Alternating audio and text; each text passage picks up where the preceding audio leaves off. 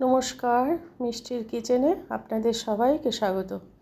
আজ আমি মোচা দিয়ে একটি রেসিপি তৈরি করব। এটি একটি সম্পূর্ণ নিরামিষ ও পুরনো দিনের হারিয়ে যাওয়া রেসিপি। গরম ভাত, রুটি, পরোটা সব কিছুর সঙ্গেই খেতে ভীষণ ভালো লাগে। তাই এভাবে একবার অবশ্যই মোচার ঘন্ট বানিয়ে খেয়ে দেখবেন, ভালো লাগবে। আর আমার চ্যানেলটি সাবস্ক্রাইব করুন, লাইক শেয়ার করুন, তাহলে চ্যানেলটি এগিয়ে নিয়ে যেতে পারবো।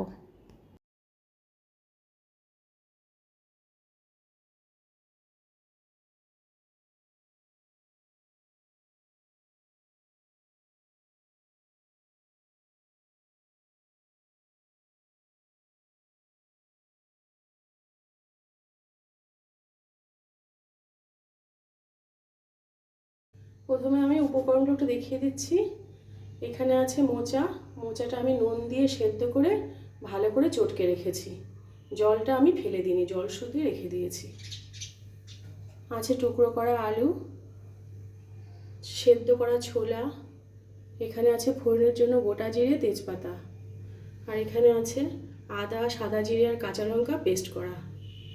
আছে গরম মশলার গুঁড়ো, নুন, চিনি আর হলুদ গুঁড়ো।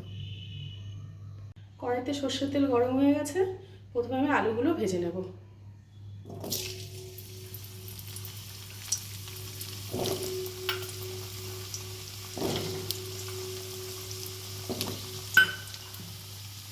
দেব নুন অল্প করে, দেব অল্প করে হলুদ গুঁড়ো।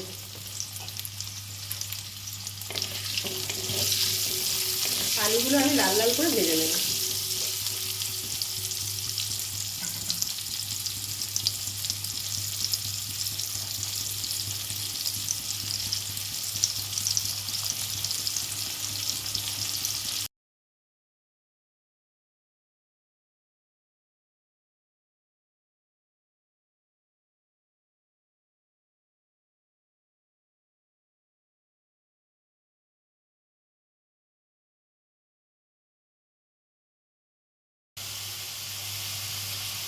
আলুগুলো ভাজা হয়ে গেছে, আলুগুলো তুলে দেব।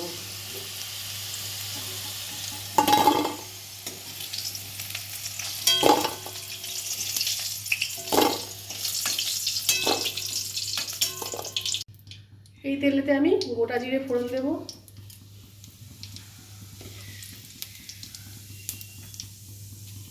আর তেজপাতা দেব। এবার যে আদা, সাদা জিরে আর কাঁচা লঙ্কা পেস্ট করেছিলাম সেই মশলা দিচ্ছি।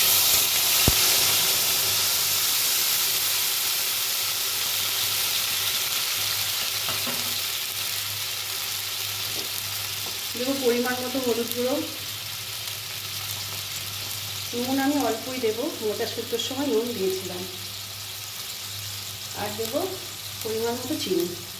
নুন, চিনি, ঝাল আপনারা আপনাদের পছন্দ মতো দেবেন।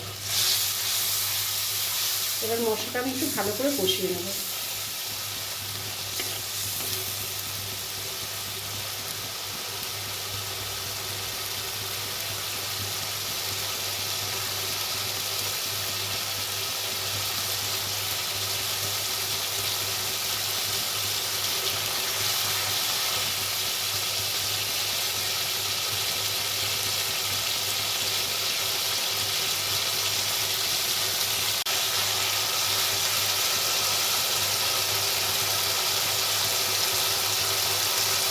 মশলাটা কষে গেছে। এবার দেবো সেদ্ধ করে চটকে নেওয়া মোচা।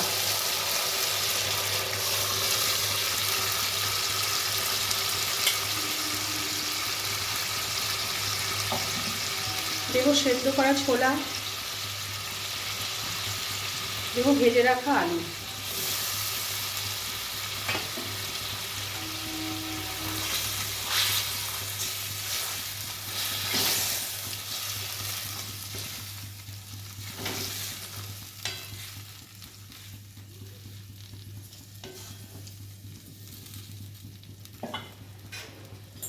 এবার কিছুক্ষণের জন্য ঢেকে দেব।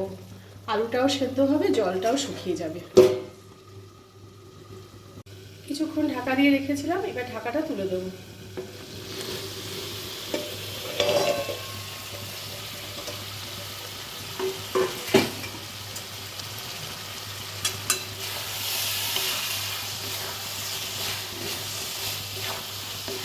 জলটা শুকিয়ে এসেছে, অল্প একটু আর শুকোলেই হয়ে যাবে।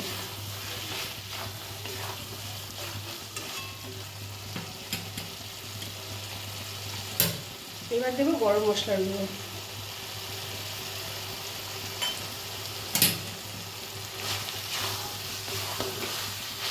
আপনারা চাইলে একটু ঘিও দিতে পারেন, এতে দিলে ভালোই লাগবে, আমি দিলাম না।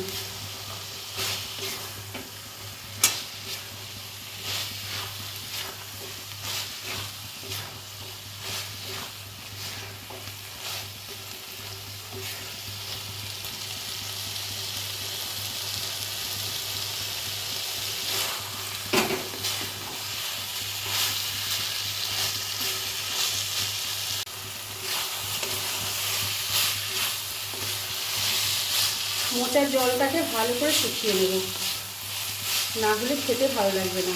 আলুগুলো সেদ্ধ হয়ে গেছে।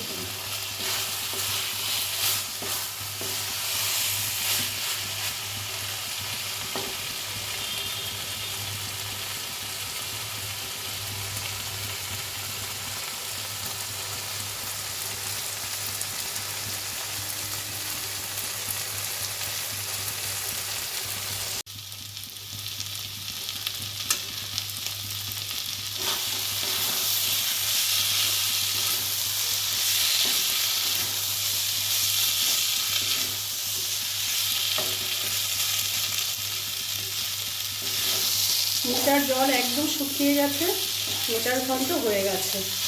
এবার গ্যাস অফ করে দিয়ে আমি নামিয়ে দেবো।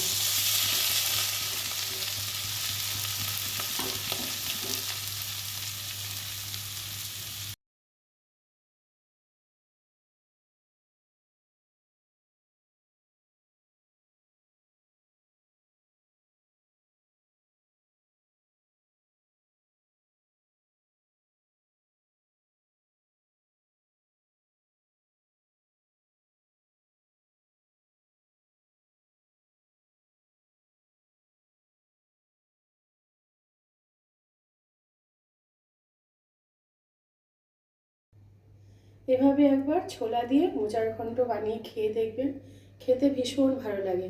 তাই অবশ্যই একবার বানিয়ে খাবেন, ভালো লাগবে। আর ভিডিওটি ভালো লেগে থাকে লাইক শেয়ার করে চ্যানেলটি সাবস্ক্রাইব করে দেওয়ার অনুরোধ রইল।